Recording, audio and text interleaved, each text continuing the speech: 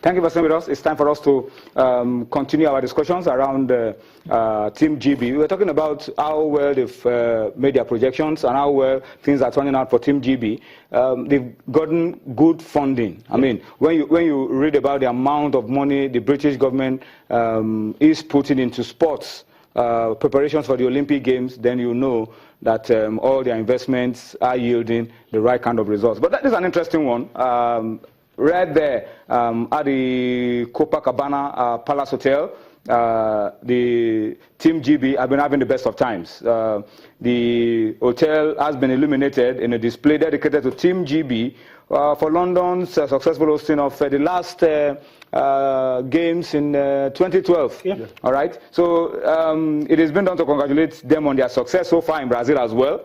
They've surpassed all expectations, and I mean, it's an amazing story, really. Look at this. This is a result of planning. What else can you say about this? It shows butterflies are fleeting over the facade of the building with wings in the colors of the Union Jack flag. Amazing, beautiful. You hear me? Yeah. I mean, what else can we say? This is a country that goes into every tournament with a projection. They told us how much they were going to spend for London 2012. The key figures are still around. It was a huge success. In my opinion, Seb Coe climbed on the back of the success of the London 2012. He rode on that. He's the IAAF president now. And the good thing about them is how they've been able to keep succeeding, not resting on their hours and continuing. And I mean, we've always looked down upon them because maybe in athletics it's always United States and Jamaica, but they have gone into areas where you know, other people have not decided to go into, and now, to me, I think it's working out. It's working out for them, and they're making inroads into all other sports. Great Britain is a classic example of a country, you know, that knows their strengths and know their limitations, work on their strengths, and do whatever they can to get a little from areas of weakness. This is really beautiful. This is really beautiful. But then the performances of Team GB at the Olympic Games have also matched all their celebrations. So you can't stop them from celebrating. Yeah, they've truly become one of the giants of the Olympic Games. Yeah, so you have to celebrate when you win. You can't stop people from celebrating. Sweet. You know, what they have done is simple. Whatever you sow, you reap. You know, it's very simple. If you don't sow anything, you shouldn't expect anything. Yeah. Even as religious people, whether which religion you practice, it's whatever you sow that you reap. And you know, you mentioned Great Britain. The same thing with China. After the Beijing Olympics, you know, their performances at the subsequent Olympics, you know, were quite incredible because they pumped money into infrastructures, into the athletes' welfare, into coaches, you know, technical support, and they came up with a program. Like in China, I read where they pick up gymnasts at a very young age. You know, government will train them up to the Olympic Games. State sponsor. Whatever they win, they split. You know, that is their own policy, and it has worked for them. You know, and the Great Britain is also, you know, towing that example. So for us, coming back home, I think we need to invest in sports. We don't need to pay lip service each time we go for any tournament. We start. You know, the coaches will be calling for prayers. You know, asking people to pray and fast and all those things. Yes, prayers are good, but you must also work. You must invest. If you don't invest in facilities, our athletes have complained.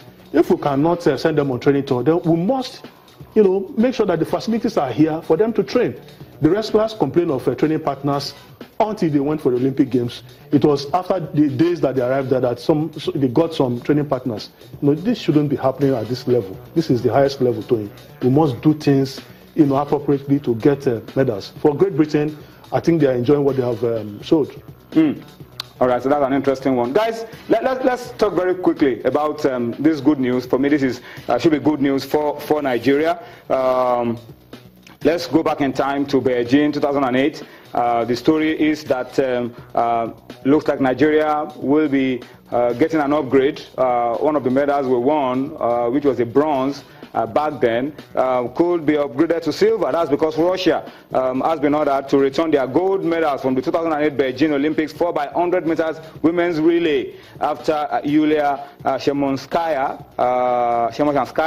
tested positive for a banned substance in the reanalysis of a sample. The IOC disqualified her for testing positive for steroid use, and that means they have withdrawn the gold that Russia won at the Beijing Olympics in 2008. The decision means Belgium, who finished second in the race, will now be handed the gold medal, while Nigeria, that finished third in the race,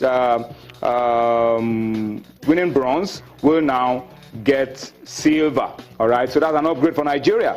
A total of 98 samples were positive in the reanalysis of samples from both the Beijing Games and the 2012 London Olympics. So that's a belated silver medal for Nigeria. A lot of Nigerians will be hoping, will have wished that this is in 2016, that we can just move those medals to 2016, but it's not going to happen. And put ourselves on the medals table. But guys, people have said a lot of things. It's taken almost 8 years for this to happen. Does this take anything away from the games, from fairness? I mean, and all of it. 8 years down the line, that's when you're just getting the reward. It does. Or getting punished for doping. In Rio now, what's going on is that athletes that have had history of doping are being booed. You saw what happened to Justin Gatlin for the 100 meters. Everybody wanted boats to win, just to prove that clean athletes can't do it. You don't have to spike your system. And the top athletes are complaining that it is not fair